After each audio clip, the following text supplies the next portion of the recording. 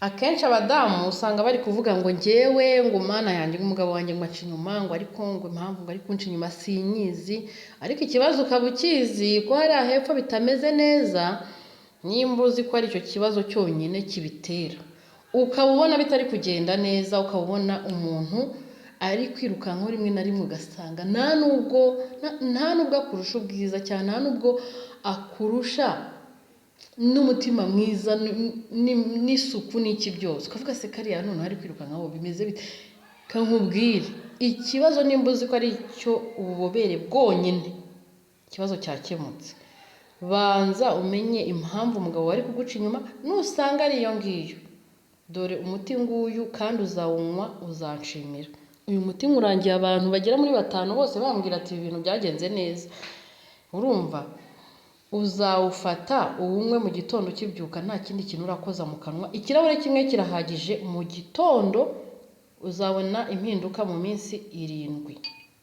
Minsi 7 apana kunywaho rimwe ngo uko bidahise bikunda se, oya uzagura wenda tuvuge nk'inusu ya karobo cyangwa inusu, ugende ujye ukata utuntu tungahe ushyire mu mazi unywe mu gitondo, uzambwira ati bya bintu burya ni uburyohe rwose, uzagaruke uze kuje kunshimira cyangwa uzicecekere ubibyemere mu mutima.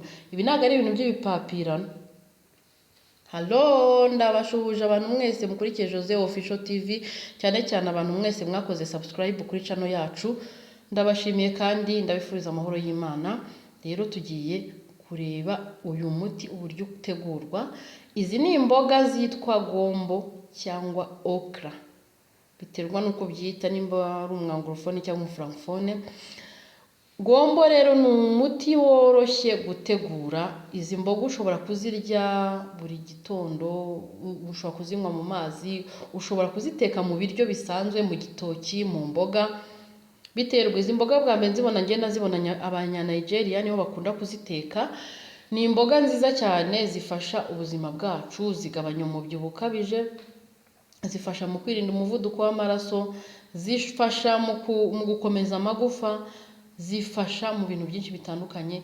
Noneho ku badamu ho byageraho bikaba karusho, nimba uri umudamu ntago wagakwiriye kubaho utanywa aya mazi arimo gombo, kuko azagufasha cyane cyane mu kugabanya kuriya tuba twarabyaye ugasanga inda irangana umusozi. Gombo izagenda ikunanure mu nda bikurenge. Ikindi, nimba ufite ikibazo cy'ububobere bukeya, gombo izabwongera mu gihe gito cyane, mu minsi 7 uzahita bikoreka.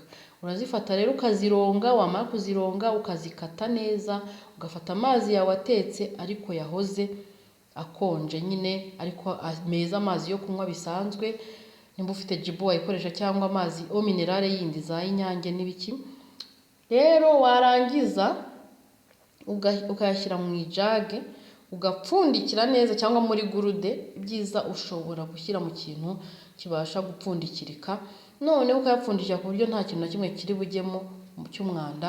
Ukazayanywa mu gitondo ukibyuka, nta kindi kintu urafata. Ikirahure kimwe kirahagije ku munsi, ntago ari ngombwa. Ngiye nkoresheje ayangaya kugira ngo mberekereho, ariko ibi ni nk'ibirahure 3 nshyizemo utugombo 6. Urumva mu kirahure kimwe washyiramo nk'utuntu 2, ugapfundikira, mu gitondo ukayayungurura ugahita unywa.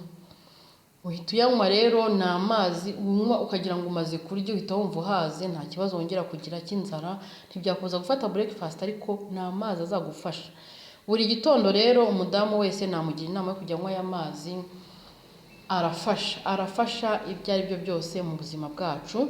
Hanyuma abantu baravuga ngo aranyerera, nanjye mbere ntabwo nayakundaga ngo aranyerera. Aya mazi aranyerera, ariko gombo ikigira ko ari cyiza, ubwiza bwayo ni ukunyerera nyine. Aranyerera no mazi biba binyerera, ariko urabimenyera. Ibyiza watangira ukora akarahure kamwe, waza ugera no ku turahure 2, biterwa n'imbaraga ubifitemo, ariko numva wabishyira muri gahunda. Rero ugiye kuyapfundikira, nyabike, noneho ngaruke kubereka uko byagenze noneho mu gitondo. Okay, murabona rero mu gitondo byahinduye ibara, sibyo?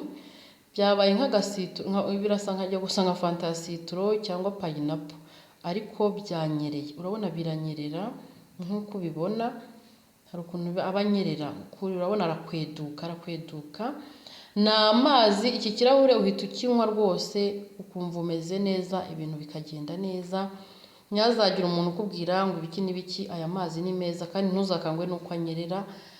Ni byiza cyane rero, kandi muzame comment mumbwire nimba mwarabikoze, muzambwire uko bimeze, muzambwire nimba byarabaryoheye cyangwa nimba impinduka zarabaye. Cyane cyane icyo nshaka ni impinduka, ntabwo ngiye nshaka kukubwira umuti ngo ugende uwukoreshe byange cyangwa bigutera indwara. Oya, ngiye nkubwira ibiribwa natirere nta kibazo. Murakoze rero, mugire umunsi mwiza, mwibuke gukora